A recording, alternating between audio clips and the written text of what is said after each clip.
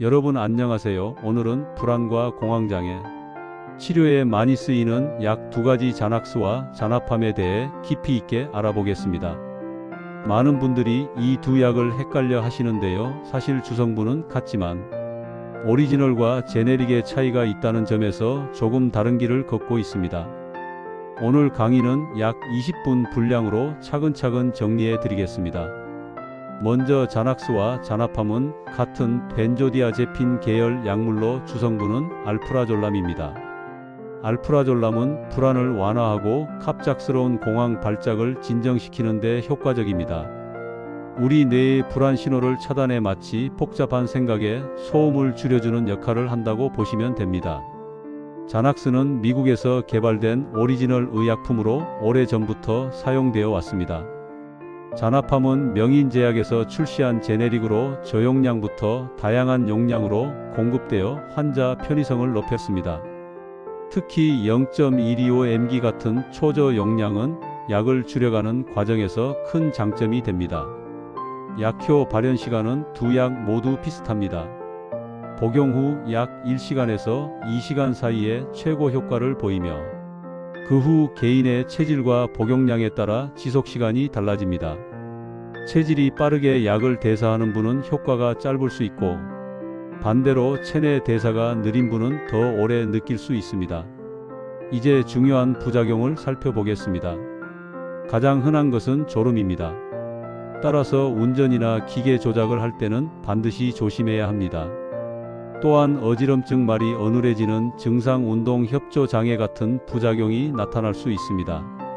드물게 호흡 억제 같은 심각한 부작용도 보고된 바 있습니다. 그리고 가장 중요한 점은 내성과 의존성입니다. 이 약을 장기간 복용하다 보면 점점 효과가 줄고 복용하지 않으면 불안이 심해지는 현상이 나타날 수 있습니다. 따라서 반드시 의사의 지시에 따라 일정 기간만 복용해야 하며 임의로 끊거나 용량을 조절하면 안 됩니다. 약을 중단할 때는 더더욱 조심해야 합니다.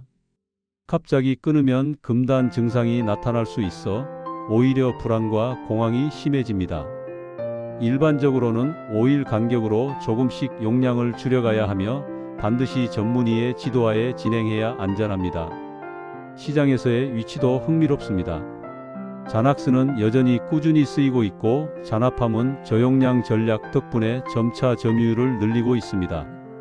하지만 같은 성분을 가진 환인제약의 알프람이 매출에서는 더 앞서 있는 상황입니다. 이는 환자들이 복용 편의성과 다양한 선택지를 중요시한다는 점을 보여줍니다. 정리해 보겠습니다.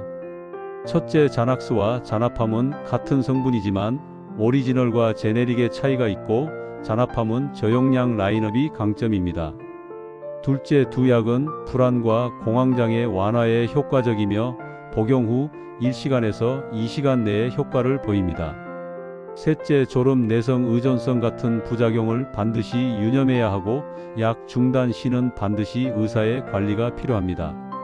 사람의 마음이 흔들릴 때 약이 도움이 되기도 하지만 결국 근본적인 회복은 전문가와의 상담, 꾸준한 치료, 그리고 생활 습관의 개선에서 나옵니다.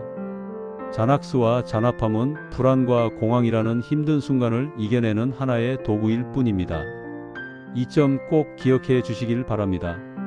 오늘 말씀드린 내용이 여러분의 건강관리에 작은 도움이 되길 바랍니다. 끝까지 함께해 주셔서 감사합니다.